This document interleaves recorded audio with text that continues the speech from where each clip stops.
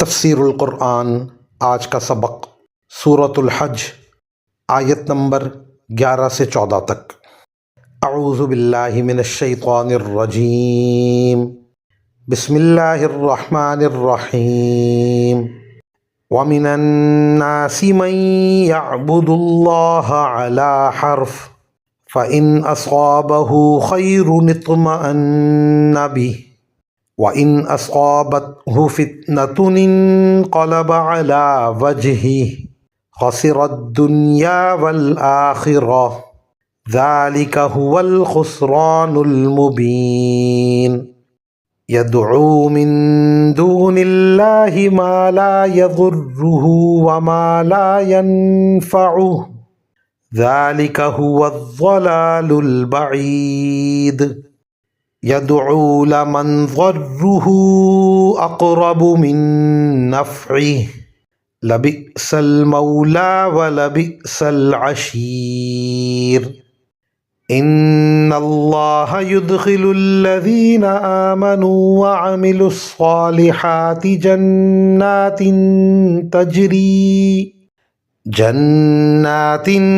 تَجْرِي مِن تَحْتِهَا الْأَنْهَارُ إِنَّ اللَّهَ يَفْعَلُ مَا يُرِيدُ۔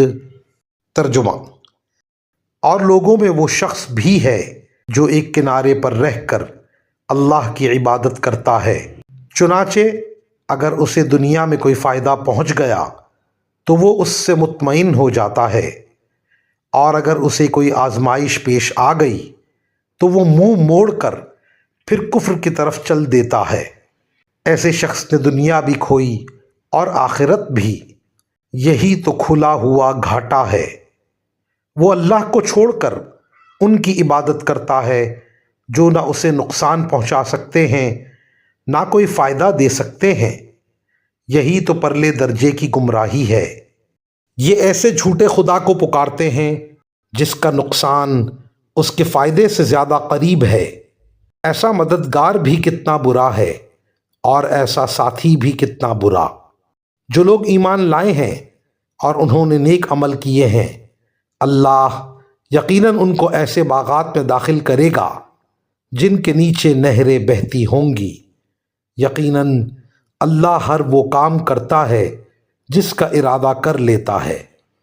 ان آیات کی تفسیر میں مفسرین کرام فرماتے ہیں، حضرت صلی اللہ علیہ وسلم کے مدینہ منورہ تشریف لانے کے بعد کئی واقعات ایسے پیش آئے کہ کچھ لوگ اس لالچ میں اسلام ہوئے کہ اسلام کی وجہ سے انہیں دنیا میں کچھ فوائد حاصل ہوں گے، لیکن جب ان کی توقع پوری نہیں ہوئی بلکہ کوئی آزمائش آ گئی تو وہ دوبارہ کفر کی طرف لوٹ گئے۔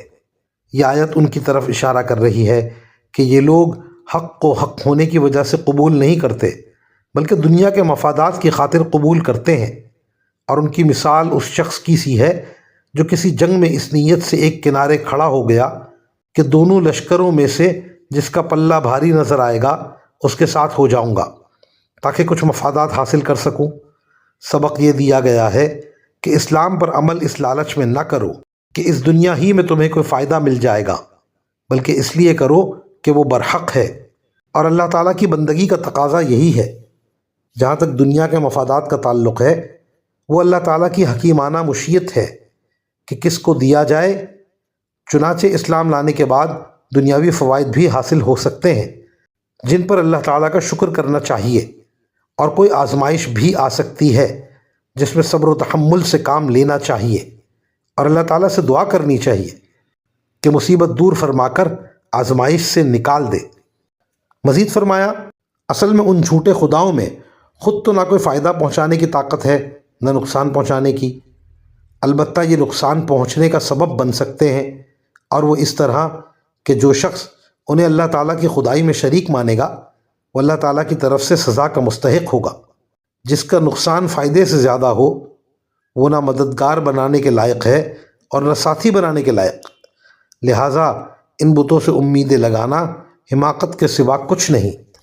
وآخر دعوانا ان الحمد للہ رب العالمین۔